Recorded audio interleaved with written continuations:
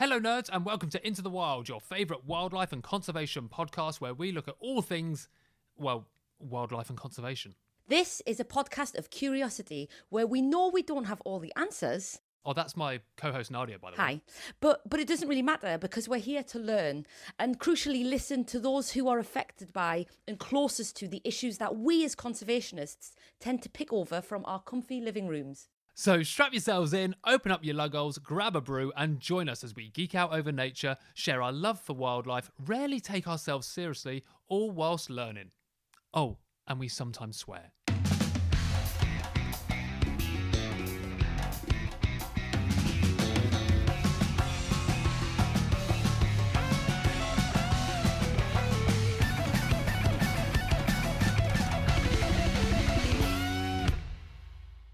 I just did something I'm not comfortable with. Again. I said to you I was going to get a whiskey. Yeah, and you took ages. I think you thought you'd gone to the shop. Well, this is for why. You stole it from your housemate. No, God, no. No, she steals it from me. I got myself a scotch, but I drink my whiskey. I don't usually have scotch, but I always drink it with a bit of ice, as you know. Yeah, because I make you drinks. Yeah. On the regs. And I went into the freezer and I didn't have any ice. And I thought, oh, no. You put frozen peas in it. No, you can see I haven't put frozen peas in it. I'm really excited about where this conversation's going. No, don't be, because I'm not sure how I feel about it. So I thought, oh, I don't really want a warm whiskey and I like it to be a bit... So I got a spoon and I scraped some ice from the freezer. Oh my God, that is terrible. And put it within my whiskey. And I don't know what that says about me. Oh God, I don't know what it says about you. I know. You know what though? Immediately I started thinking about some grimy things I've done, and I am not to judge. Oh my God, share a grimy thing you've done. Well, I'm the person. I'm like a minesweeper at a party. I know. So I don't think I'm not one to judge. Brand new information. Do you know what that ice is made out of, though, Ryan? No, I don't want to know. Okay. Because it's currently in my belly. Okay. Probably giving me, I don't know, cholera or something. No. The ozone is now inside you. No, it's not. Look. It's a nice drop, though. Nice whiskey. Are you enjoying the Christmas overtune that I've put on? The jingle bells. Considering it's our last show, I thought I'd slowly introduce these. Look, get a bit festive feeling. I took no persuading when you said I'm going to get a whiskey for this show, and I went and got a beer for this show as well. What is it? Just an innocent gun. Innocent gun? Yeah, just an innocent gun. Such an aggressive sounding beer. It says lager and beer on it. Pick a side. This is the last show of the year. It's the last show of the year. I feel quite sad. What a year it's been. What a year. 34 shows. Well, 34 nature news shows. Probably about 40 overall. I'm exhausted. And I haven't done a single bit of editing. So, congratulations to you, Ryan. Yeah. I'm manic. Yeah, Ryan called me up yesterday and he was like, oh, it's just an hour and a half till I finished work. And he was sat editing the podcast and I was like, is it work though? And I've never felt a larger knife in my back. Look, Merry Christmas. I'm really looking forward to rolling into Christmas this year, and I can't wait. I'm really looking forward to updating our listeners on my favourite story of 2025. Yes, so before we jump into any segment, let's just give nerds a bit of an idea of what's going to happen, because this is nature news, but we're doing a bit of a different one for the last show. Yeah. So we're going to do a nature highlight, as always, and we're going to do our yearly nature highlights of something that stood out from the year. And then we're going to recap, or Nadia's going to recap some news stories that we've done throughout the year, journey back to them, maybe just have another chat about them if you feel like there's more to say. And then we're going to have a bit of a revisit on Journey Back to Namibia, our mini-series we did at the beginning of the year, just to kind of look at 2025, what it's been for us, what it's been for you guys as well, because you've been there every step of the way. So without further ado, shall we go on to nature highlights of the week and orbit?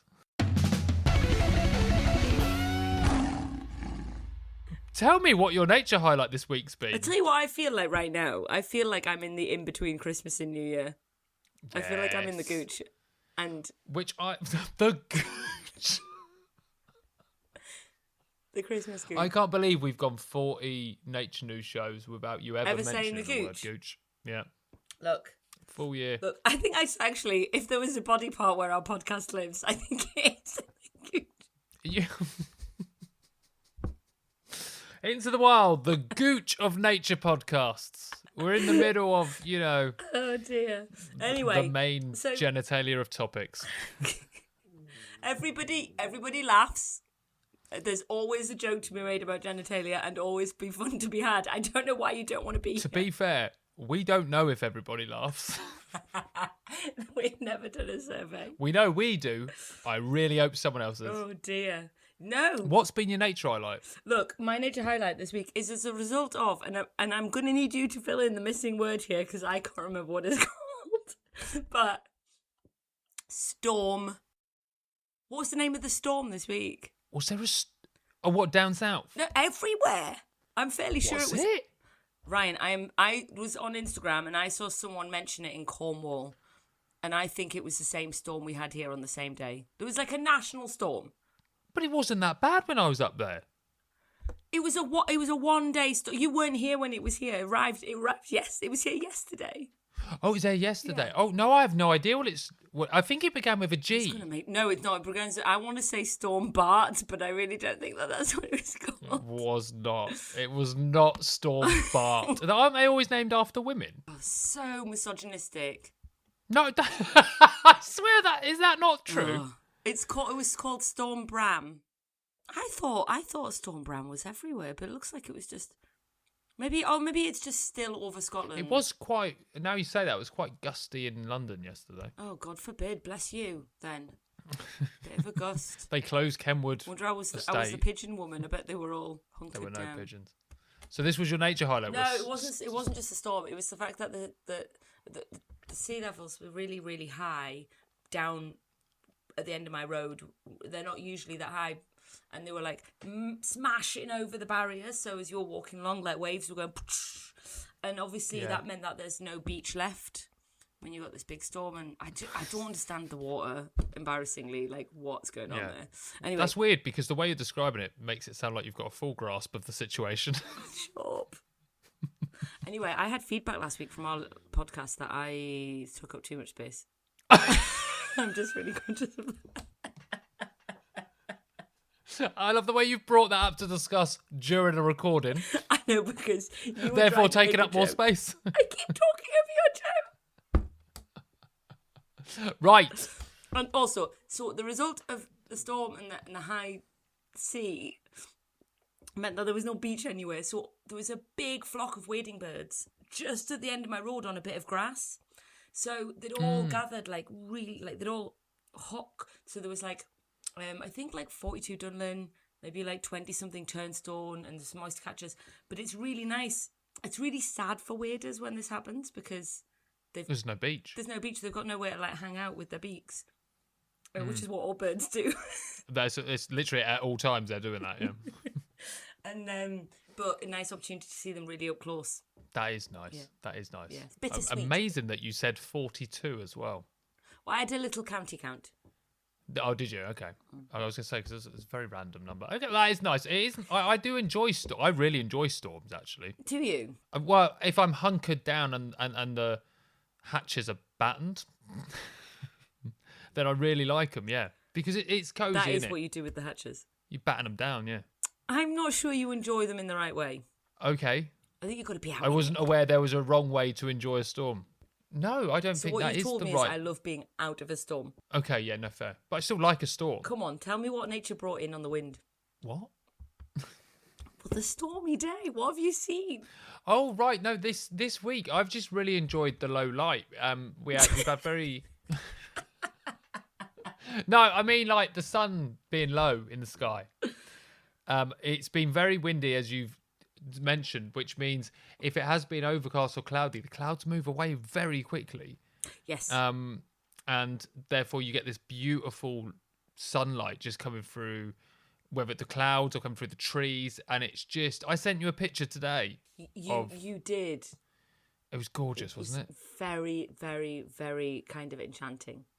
Yeah, and it's just this is why I love walking this time of year, and I wish it was colder, because the colder it is, the clearer the skies tend to be, and it's just I love it. But yeah, that's been my nature highlight this week, is just enjoying the low sun in the sky. I think quite an atmospheric one. I think both of us have been quite feely this year with ours. We have been a bit more,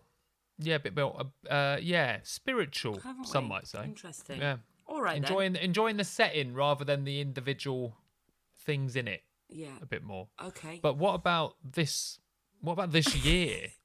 Look, Ryan let me know just as we were recording. I'm sorry. This is a little. I'm sorry. Insight. It also like, was you know what 1 minute before. Look at our nature highlight of the year. Can I get into my brain? Can you remember any major highlight from this year? I know mine. Go on then, give me yours then. Are you seriously? You gonna ask? You know what it was? What was it? Surely. Was it Autumn Leaves? That was my favourite one of yours. Absolutely Go not. No. Wait. Hang on. Come on, I must know this. You must know. Oh, Gorse. I fucking love go Gorse, on about but the Gorse this all the shit's time. on Gorse. Oh, God. You're thinking too much UK centric. Oh, the chameleon. No, you're joshing with me now. No. What was it? I saw a leopard on foot. Oh, yeah, you did. Yeah, you did. You did. mad? Do you know what I'm getting mixed up? My years. I love the way you've just gone straight off that story. You saw a leopard on I foot. was on foot and saw a leopard 20 foot away from me. That is going to stay with me. That's going to be the last thing I remember. That's a really good one. If I don't have anything else happen That's to a me really from good here till death. But it was incredible. Yeah. I actually got a blow-by-blow account on a voicemail, and that was very unsafe, very unsettling. Oh, it was, yeah. I don't think they'd have gone for you, though. As in personally. I think you know it, and that kept you safe. You think I knew I was... What about the other people around me? You'd have gone like that.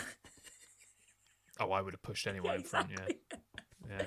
No, leopards are absolutely... I've seen leopard before in Sri Lanka, and when your eyes are looking at it, you're just like, oh no, that can't be right. This is... Do you know what I found mad about leopards? Spots. Because it's the first time I've ever seen them in the wild, is that how invisible they are until you know where they are. Yes. It's mad how, like, tan and black spots camouflages into a green forest. Yeah. And I'm sure similar with tigers and everything like that, but I could not see it until it, well, not this one, but another one that we saw from a truck, until it moved. And I was like, I cannot believe I could not see that. Which is just, credit where credit's due. But they're the people with you, with the guides, like people, the Sri Lankan people with you saw it, right? Like, oh yeah, they knew. Oh yeah, Chandika, he was eyes on straight on it, on the prize. Yeah, he knew. Yeah. Yeah. So what's been yours from the year? Just autumn leaves and pumpkin spice lattes. Can I just be honest with you? This has actually been an exercise in something's not right if I haven't brought that to the fore, and so I'm wondering why I can't think of one. Like, I can't think of the best nature moment. That makes me wonder, either I've not been concentrating, or I've not been processing these things well enough. It's actually been quite a stressful year, and I'm wondering why it hasn't cemented and it's been recallable. But also, I haven't had any big trips this year. So for nature, I've actually had I've hardly done any like touring around, and I've not done any big trips. And so the nature that I've experienced this year I actually feel really good in myself, in terms of I say it's been a stressful year, but what I have done is I have actually slowed down quite a lot, and I've spent a lot of time at home. In previous years, I've travelled quite a lot. And this year at home, one thing I will say to you that I feel this year more than any recent year in my memory, other than the first COVID year probably, is I remember the seasons arriving in exquisite detail, and whether that's swifts and swallows or autumn leaves, or winter ducks, or the seasons have been, I feel very grounded regardless. So nature in its entirety, like a beautiful, steady constant, has been my companion. I've also got a dog this year, so I'm out walking every day now more than I ever have done. Yeah. And so whilst it's not an individual species, I'm thinking in my head of the time that I mentioned angle shades and all these different things where I'm like, these lovely little nature vignettes, which are not worth writing home about, but personally and privately, I feel like I'm reconnecting to simple pleasures in nature. I brought that back, didn't I? Ryan, I brought that back from not remembering one. Tell me. Again, you're very good at snatching victory from claws called defeat. But there is what, if you don't mind me, holding your hand and bringing one forward for you that might stand out. I'm pretty sure it was this year, and I'm going to be gutted if it was last year. Pretty sure it was 2025. Wasn't the whale this year? The humpback whale? Yeah. Last year. Was that last year? That would have been my highlight, babe, yeah. That would have been, yeah. I was going to say, if it was this year, I was surprised you didn't say it. Dead whale. Dead sperm whale. Dead sperm whale. Yeah. Very different from an alive humpback whale. But, it's a whale, it's in the whale genre. It's in the whale genre. It's not quite the opposite of a dead, or of a live humpback. I'm dead. You like a whale. Okay, well that's the nature highlights wrapped up for the year. I enjoy doing these. That was nice. Making me stop and reflecting. So, nerds, it's time for Nature News Week 34, the last show of 2025. And like I said at the beginning, we are not bringing any new news stories to you. What we're going to do is journey back to 2025 and think and discuss and maybe recap on some stories that we have already brought to your attention. So strap yourself in, strap your little reindeer hat on or your antlers. Let's go.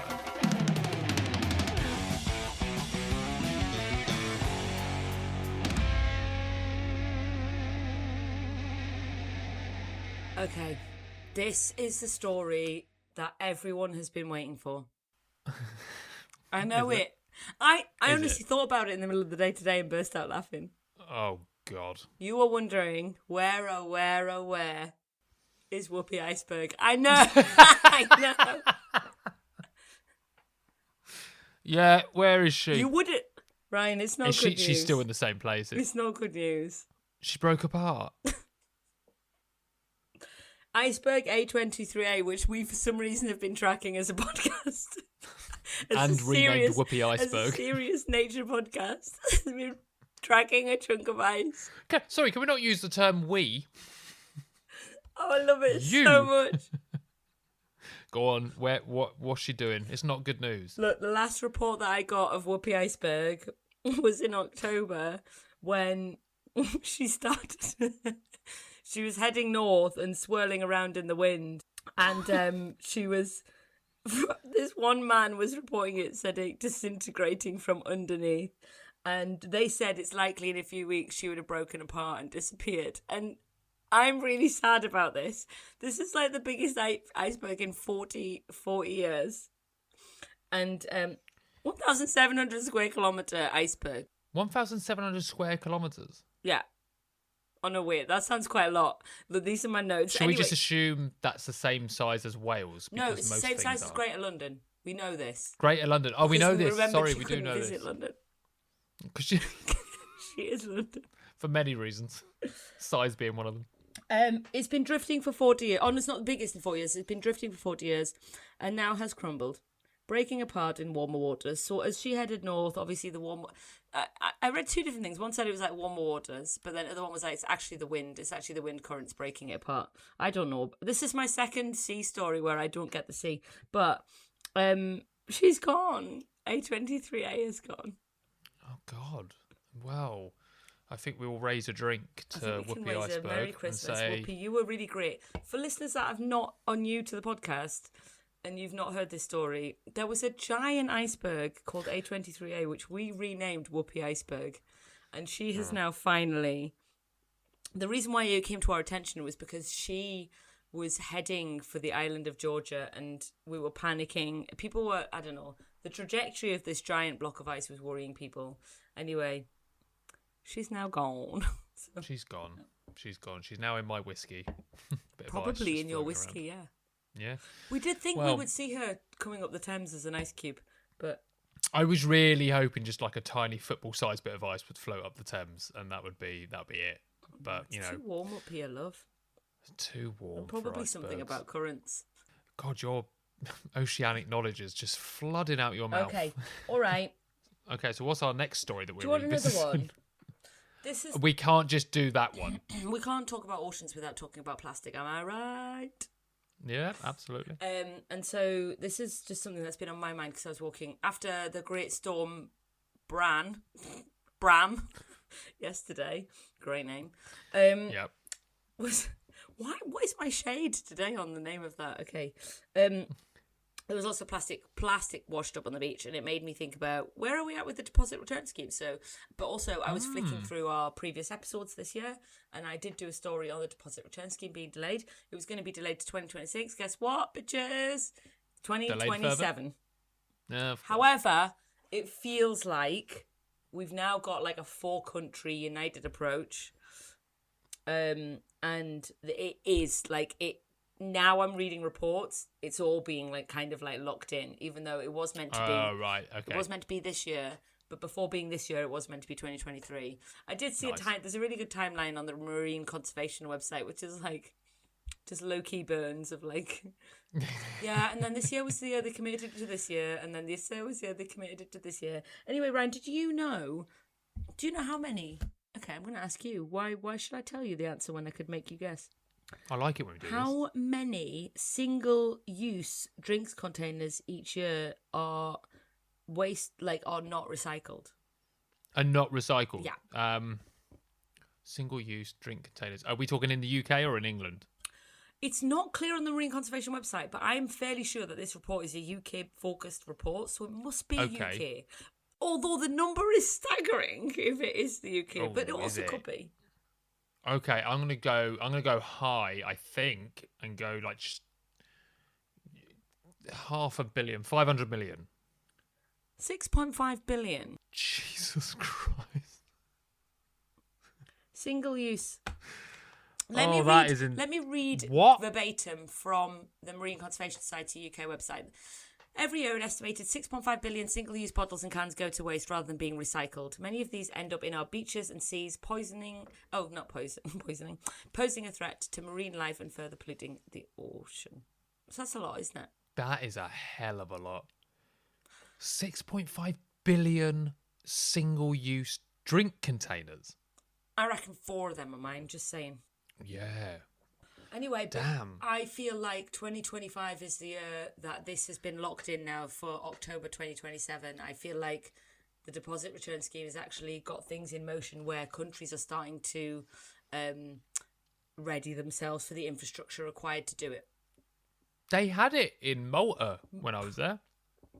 They did. Every evening, just down from where I was staying, when we walked into the town, there was people pouring many bottles into this big vat and getting a little ticket to get money. Oh my god. So it's a thing. Other countries are doing it. I love the idea of like, you could fundraise by doing a big litter pick and then getting, it's not going to be much money, is it? But whatever. Well, it's probably not a lot, but it's, imagine, But imagine if, cancer bit, research innit? was like, we're doing a clean up fundraise, everyone across the country collect things, deposit them, and give them a code that we get the donation as opposed to you. I tell you now, That will happen. in every town, if there was a couple of centres where you could take bottles, tins, anything like that, and get, even if you did 2 or 3 black sacks and you get £4 from that, which is a lot, even if it's just like £4, I promise you now, there are lots of people that would do that. Yeah, for sure. So many people that are just, because, £4 or £5 is the difference between eating or not one evening. And I'm not saying that's going to solve the problems we've got, but it's certainly going to be used by people that are in the toughest of situations. And even I'd do it. It'd be great fun. I would be really happy if there was a place I could deposit and I knew the money went to a good place. or yeah, you could like raise the money, it gets donated somewhere. Yeah, 100%. I mean, I'm happy to clean beaches anyway, but it's do you know what it is? It's just playing mental games with humans. We all like to do these things. Like this is like, it's about the human psyche. This is what's shifting. This is what's happening right now. It's changing our relationship with waste, and it's changing our understanding of what is waste and and I guess our relationship with waste right now is it is valueless, and we are in a money value system where money really means everything. And so how much, sorry, I interrupted you there. No, go on. How much waste, if you don't mind me asking this, do you, two questions. How much waste do you produce within your house for you, / how often do you kind of subconsciously or consciously review that? A really good question. I actually went plastic free for 2 full years. And the only plastic I used was for contact lenses and paracetamol. I had one carrier bag under my sink that I would take out like every 6 months. Take out for like a walk? To shop. Get some air to be it. Like, oh, look at the got all this plastic in the co-op.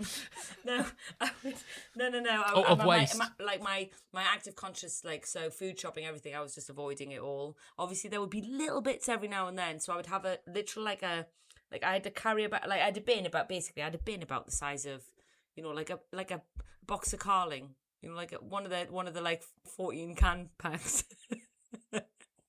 Or like a box. That's the most working class 90s reference. Like a box of like San Miguel or something, and you've got like 24 cans or something. So my bin looked like that. Yeah. And I would take out, the size of, Don't come for me because you referenced the size of it as a box of Carling. For our posh listeners. About the size of sort of like God, what do posh people eat? I'll tell every single listener right now, Nadia looked around her room for something posh. I couldn't see anything.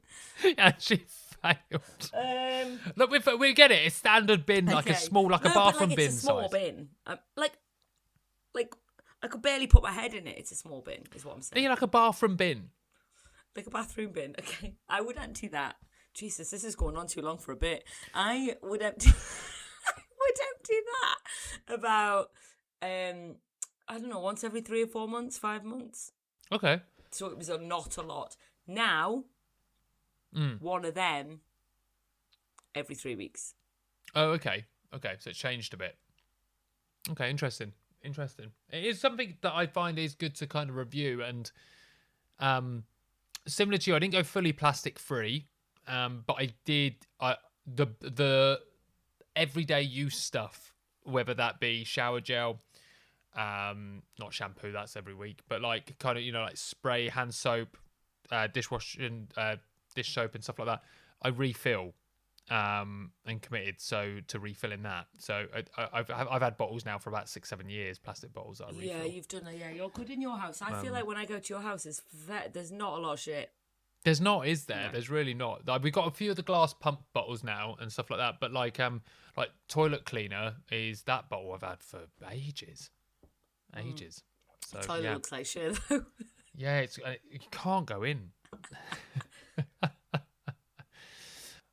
Okay, so those are our 2 news stories: Whoopi Iceberg and the plastic. But I also say that we've covered so many stories this year, starting with, I don't know if you remember, or you will, Nadia, the wildfires in California. Yeah, they were going on when we did the first ever Nature News. And I feel like the 2 main topics, or the 2 main focuses of every single Nature News we've done this year, has been based around fossil fuels and the climate crisis, whether directly or indirectly around that, and community-based solutions, whether it be we're looking at like human-wildlife conflict, or we're looking at indigenous communities getting land back. It's always been community-focused that has either been the focus of that story, or what's going to be the end point of what's happening. We've identified as like the most important thing, like the discussions that we have, absolutely. we always land on that, right?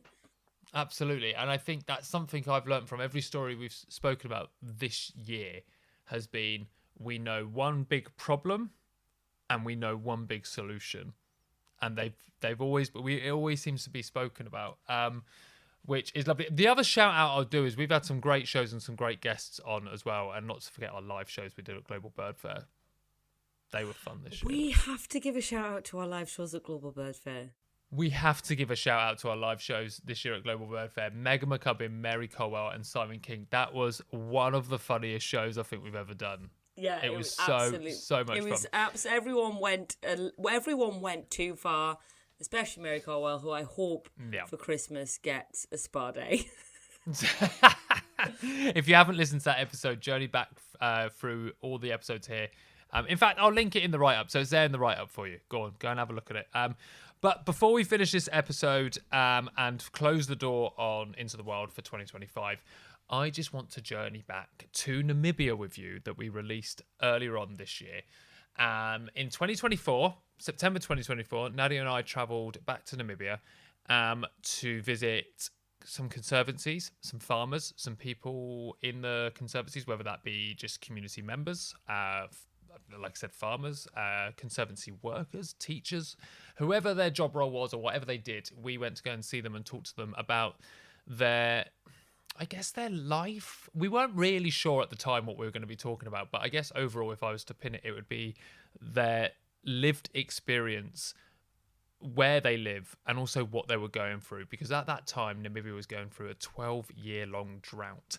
I was privileged enough to go there 2 years prior to that, and I had seen intense change to not only the landscape, the wildlife, but the people as well in the kind of conversations I had. Nadia had never been before. It was your first experience. You saw it, and I think quite rapidly you saw how severe it was. I think you felt it. Even I think the feeling was there before the seeing, actually, strangely. You just felt this intense dryness and I hate to use this kind of depressing word, but you just felt death in the landscape, whether that was through trees, soil, scrub, the lack of wildlife. And the reason why I wanted to revisit this is because it's a series I'm incredibly proud of in the conversations we had, because it was difficult as two Western people go into this environment and having this conversation, because we come from a place of privilege, and you're sat down with people who are not in a place of privilege to talk about their life, and that's not a story that they owe us, which was the other hard thing. So we had to kind of, it was just a difficult thing to record and know the right way to do so, but I'm incredibly proud of the way we did it and what we delivered. We started by just talking to communities about when the rain stops, what that actually means. No rain. I think especially as British people, to think about no precipitation for 12 years is an insane thought. We also spoke about how farming changes in that time. People go from livestock to smaller livestock to vegetable gardens, all the things that require less and less resources. And then we finally spoke about what it does to a community, how that changes community living, whether that be from not seeing in-laws or just friends as much, or how it can change job roles within the community because jobs that were existing before are now not there. But we went on this wonderful journey, and if you haven't listened to any of it yet, you can go back to January, and we released one a month. And I don't want to spoiler the end of it, but it did end very... I think we have to do this. We have to say that it ends. Okay, so it ended. We just as we left, I think it was a couple of weeks after we got back, the rains returned to Namibia, and it was... I received so many videos from some of the people that we spoke with. Mimi Vicky, which is translated as just Aunt Vicky, who, can I just say, has become the Conservancy manager for Mimi Vicky became the Conservancy manager? She is now the Conservancy manager. I didn't know that. That's amazing. Gangu, which is wonderful news. And she's doing an incredible job, which is. I don't. She's badass. Of course she is. She was so good, such a lovely person to meet. And she sent me so many videos of the river forming for the first time, which was incredible to see, and then how quick the landscape was going green. And it wasn't problem solved. In fact, actually, Namibia suffered a little bit with intense rain because it came back too much, which was the other end of the spectrum, and bridges were collapsed and stuff. However, it was kind of, I don't know, it repaired a lot of landscape that had been damaged for a long time. So it was a lovely thing to receive all these videos and these happy faces. And on from that point, apparently, farming has just got easier for a few people in this calendar year, because obviously grass has grown to good height, which gives grazing, and animals will slowly start coming back. They don't immediately come back, but they I'm sure reproductive rates in the last year have been a lot better as well. So it's a series that I just wanted to talk about and kind of ask you, Nadia, how you feel about it a year later. Because just over a year ago we went. How you feel about it after we've released these episodes.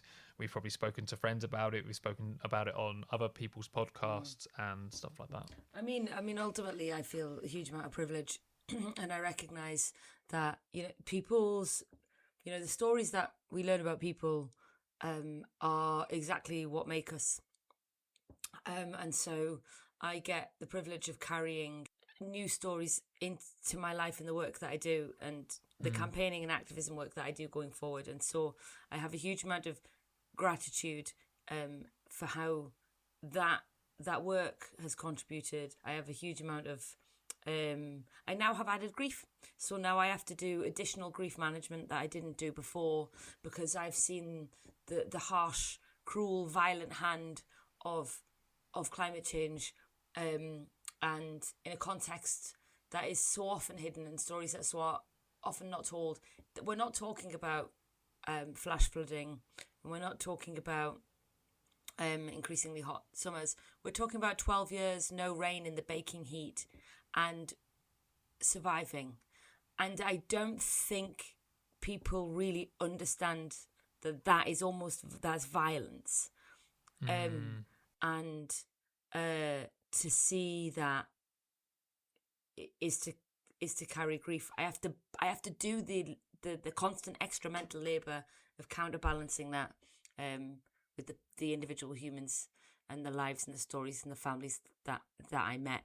So it's an extra thing to carry, that I, that I will do the best with in whichever way that I can. I would do anything just I mean, we have an open invite, but I would love to go back and just if it didn't directly impact things, and I mean that from flying, I think I'd go back every year. I do. I've fallen in love with that place and the people, and I would love to stay for Mimi Vicky offered us to just stay at a place for a month. I would go back Mimi Vicky's. Yeah, just the wonderful feeling of family there was. Yeah, no, I would go back Mimi Vicky's, I reckon. Yeah, 100%. So yeah, the episodes are there for you nerds. Have a listen to them. Some of the topics are a little bit heavy, but it honestly is. It's a wonderful story to listen to with an absolutely gorgeous ending. So on that note, nerds, that is the end of Into the Wild for 2025. Yeah, put that in your stocking and drink it. 2026, however, is bringing lots of new things. So we have a brand new mini-series starting. The first episode will be out at the end of January, which is Lost in Sri Lanka, which will be a mini-series looking at wildlife tourism, looking at land, at the use of land, and looking at human-wildlife conflict as well in a incredible landscape with incredible wildlife and even more incredible people. We can't wait to bring that to you. That will be out in January, February and March, once a month, mixed in with nature news in between, and a few more exciting things that we're not going to say anything else because they're in planning stages. But thank you so much for being here with Ryan and myself. We very much record this podcast with you in mind, believe it or not, and have an eternal amount of gratitude for you tuning in every week. And I'm so grateful for you being here with us. Absolutely. Enjoy your Christmas. Lean in. Yeah, lean in. Hard. Even if you're not a fan of it.